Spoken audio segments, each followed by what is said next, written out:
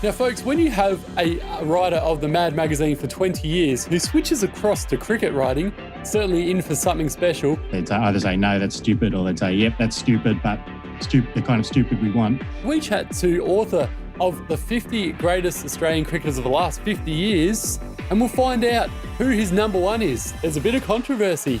This plus much more on Legends with Bevo. My name is Dan Liebke, cricket writer and comedian, and you're watching Legends with Bevo. Welcome to Legends with Bevo, thanks to Coopers and Anytime Fitness Glenelg. Dan Liebke, welcome to Legends with Bevo, mate. Tell us all about the Dan Liebke journey and how you came up with this great idea of this new book. I used to write for Mad magazine a long time ago. I was a comedy writer. And over the years, Mad magazine eventually stopped employing comedy writers in Australia. So I started tweeting out about cricket because that's been one of my long-standing passions, and built up a bit of a following there, and eventually got enough people to listen to me that a publisher decided they'd let me publish a book. So I did that last year. I published the 50 greatest matches of the last 50 years, or 50 greatest Australian cricket matches of the last 50 years. And that was successful enough. They've let me go again. And this time I've gone for the 50 greatest Australian cricketers of the last 50 years. Yes, well, thanks so much. I've actually got a copy of the book in my hands here. We'll just show that to the screen. And obviously it's a very interesting book and controversial in some ways, because your number one is actually a female cricketer. Now, Elise Perry, obviously an absolute superstar, one of the best female cricketers in the world, and certainly the best of Australia in the past, at least 10 years. You've actually put her ahead of Shane Warne and Ricky Ponting, though, in terms of the number one 50 cricketers in the last 50 years in Australia. That's interesting because obviously Warne and Ponting have had amazing careers, and obviously Perry has as well and still going. But it's a little bit like comparing, say, Serena Williams to Roger Federer, or maybe like a Dusty Martin to Aaron Phillips. How did you go and choose Elise Perry ahead of these two absolute legends in Warne and Ponting? Obviously it's a massive challenge to compare the men and the women. They don't play against one another. So it's all you can really do, and this was kind of the approach that I put to it, was to pretty much ask yourself which one of them contributes most to the teams that they play for. So which one makes you more likely to win a game if you put them in? And basically it just came down to Perry's all-round skills. She can win you a game with a bat, and she can win for you with the ball. And ultimately, when you weighed that up, as you mentioned, all those players that you mentioned, they've all had outstanding careers. They've all won their fair share of games. I just felt if I had to choose a team, not knowing anything else, I'd probably take Perry as the one that would give you the biggest advantage over not choosing her. Okay, interesting. Now you've answered it very well. And you also put Meg Lanning ahead of Steve Waugh, which is certainly very controversial as well. One of Australia's best ever captains and superstars for Australia. What made you choose Meg ahead of Steve Waugh? That was, similar rationale, but basically Meg Lanning is just a freak show when it comes to her ODI conversion rate. Like, she's faster than any man in history. She basically has got more centuries in her first, I can't remember the exact number, 75 games, than any other person, man or woman. So she's just ruthless. I describe her in the book as being like a shark. She just devours bowling attacks. Once she gets a start, she just converts like nobody else in the history of the game. And I love Steve Waugh. Steve Waugh was my favourite player when I was a younger man. But I'm sorry, Steve, I had to put Meg Lanning ahead of you. No, again, you've answered it well. Well said.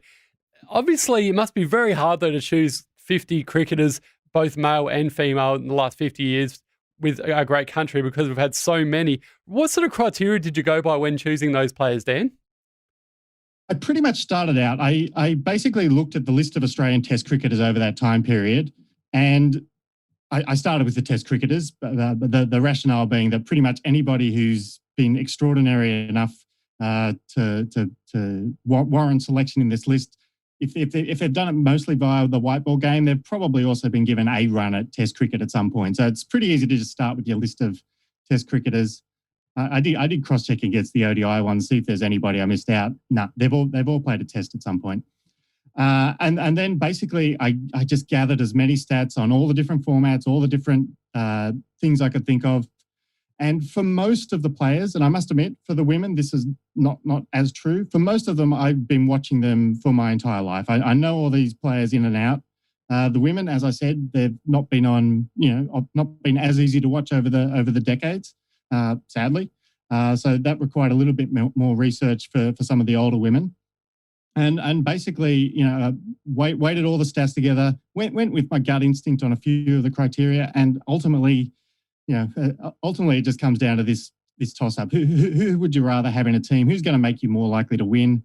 And it's all a judgment call in the end. And I'm happy with my list. I don't expect anybody on earth to 100% agree with the 50 players chosen or the order they're in.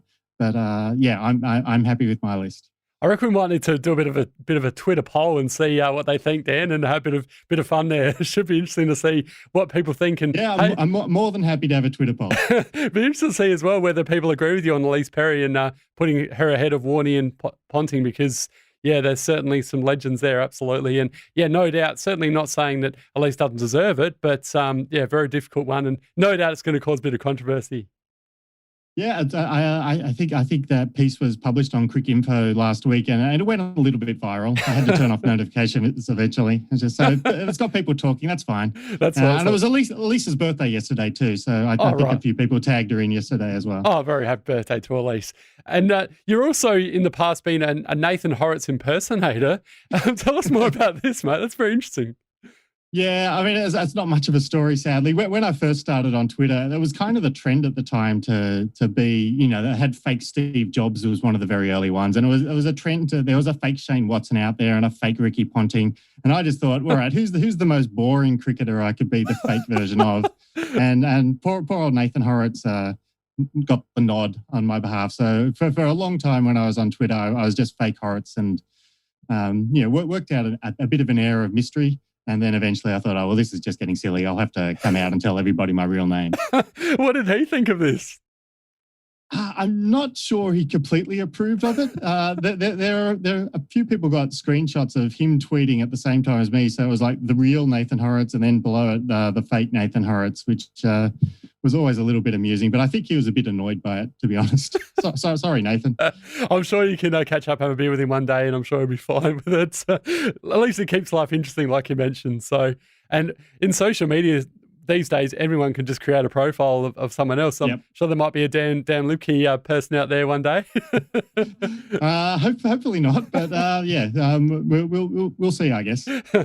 Let's get back to your Mad magazine writing, because it's such a very interesting thing to go from writing for the Mad magazine to writing, obviously, as a cricket writer.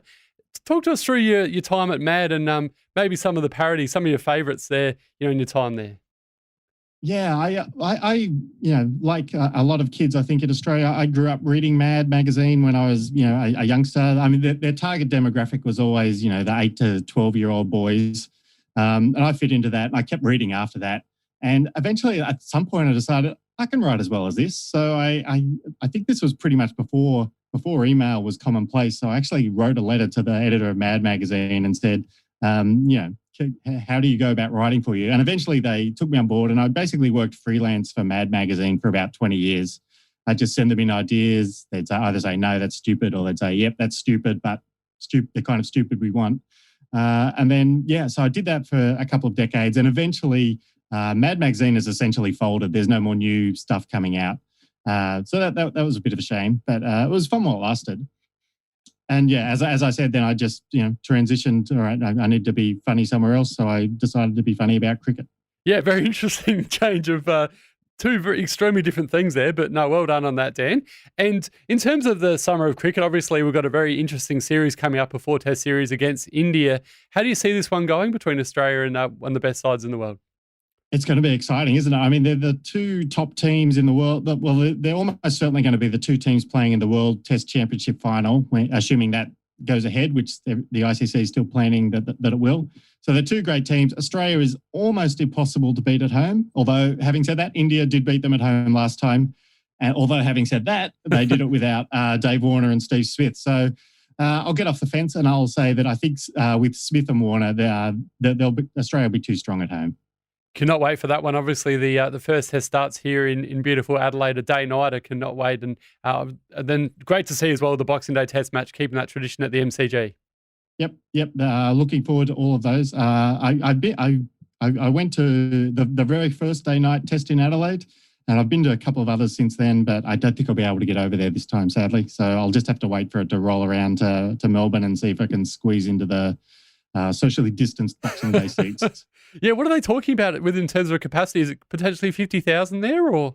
To be honest, I'm not sure. I think it depends on the various numbers. A number I heard was 25,000, which would be quarter capacity, more or less. So yeah, not nice and spread out. Obviously, it'd be a different kind of feel having 25,000 on that first day, Boxing Day. But I'm sure, like you mentioned, it's just great to have crowds anyway, isn't it? Yes, it's certainly much better than the alternative. Most definitely. And you mentioned at the start as well, you've written a book called The Greatest 50 Matches in Australia. Tell us more about this, Dan, and how we can go about buying this particular book. Yeah, so I wrote that one last year. That was a little bit less controversial. People don't get quite as worked up about the rankings of various games as they do about the rankings of players. But yeah, so basically I pitched this one. This was the first one I pitched to my current publisher. And the idea was that I would rank the 50 best games that I'd seen. So it was tests or ODIs, or there was one T20 that snuck in there. And basically I counted them down, similar way to I do with the current book. And So the obvious candidates were the tied test, the famous tied semi-final in the World Cup in 1999. So all the big games were in there, and I just wrote a little chapter about each of them. So that was fun, and that one's still available. I think you can still order that online. You can get that by going to 50greatestmatches.com. Beautiful. And let's talk about this one, the 50 greatest Australian cricketers within Australia. How do we go about buying this one? Well, I've set up a nice, convenient website for that one too. So if you go to 50greatestcricketers.com, you can get ordered that one online. Or, of course, you should just be able to wander into any bookstore and pick up a copy in there. Terrific, Dan. We'll make sure we put that on social media and give you a big plug as well, and get that on Twitter for you, and hopefully get lots of people buying this great book. Great. Thank you very much. I recently read Shane Warne's book, No Spin. It's an absolute ripper.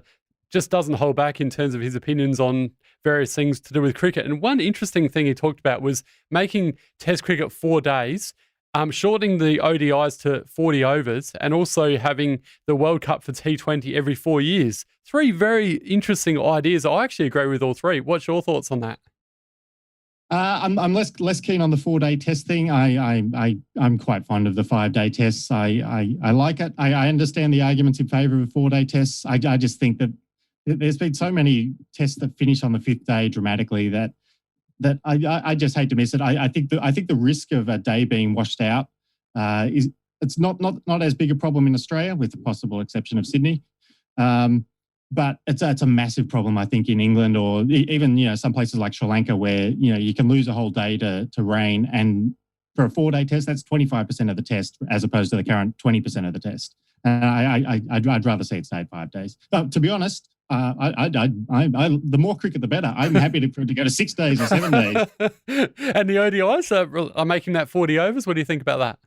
I don't mind 40 overs, 50 overs. There was once 60 overs. The 40 overs is fine. The boring middle overs, you can shrink them down a bit. That's fine. But having said that, I'm perfectly happy with 50 overs. I don't have any strong opinions on the 50 over decision. And as for the T20 World Cup every 4 years, again, I think that's probably sensible. I think especially if they get the World Test Championship sorted out properly, it would be quite neat to have a World Test Championship every 4 years, an ODI every 4 years, a T20 World Cup every 4 years, and then have a year off for the other one, I guess. Yeah, I couldn't agree with you more there. I think it's great to have lots of cricket, but you don't want to overdo it, because we've got the Big Bash, we've got the IPL, we've got these different T20 tournaments around Australia and around the world, and then also, I don't know about you, but I'm not a fan of the T20 International, so I just find they're a bit Mickey Mouse. And I know it's great. People will shut me down and say players want to represent their country, which is understandable, but just as a spectator point of view, just to see these second 11 T20 sides with Smith and Warner and all these other guys rested doesn't really do it for me. Your take on that? Yeah, I could see that. I'm not a strong fan of T20 internationals either. They don't seem to get you worked up quite as much. I'm not exactly sure why, and maybe from what you said, that they do tend to rotate and rest, and you're never quite sure. Like, I couldn't tell you who's in the current Australian T20 team. Who played in the last T20 match? God only knows. I'd have no idea. Yeah, I'm with you. It's very confusing. So, but certainly something that isn't confusing is your book. As I mentioned before, the 50 greatest Australian cricketers of the past 50 years. Great job, Dan Liebke. Keep up the great work. We look forward to what's happening in the future in terms of your books and everything else you're doing. Thanks to Julia Ferracane for organising this interview, which I really enjoyed, mate, and look forward to speaking again in the future. Great. Thanks for having me.